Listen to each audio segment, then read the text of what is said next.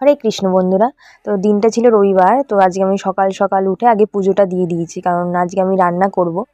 তো আগে আমি পুজোটা দিয়ে নাম জপটা করে নিচ্ছি। আর আজকে বাবা টিফিন এনেছিল ইডলি, কিন্তু সেই আজকে আমার সেই 11:30 পৌনে 12টাই বেজে গেল খেতে খেতে। কোনো দিনও আমি তাড়াতাড়ি টিফিন করতে পারি না, যত তাড়াতাড়ি আমি পুজো দিতে বসি না কেন।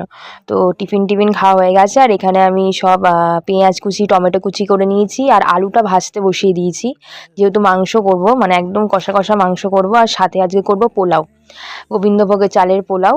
তো মাংসটা বসিয়ে দিয়েছি, আর আমি মাংসে গরম জল দিই, কারণ আমার মা বলে রান্নায় গরম জল দিলে নাকি রান্নার স্বাদ খুব ভালো হয়। আর সত্যি এটা রান্নার স্বাদ খুব ভালো হয় এবং কালারটাও খুব সুন্দর আসে।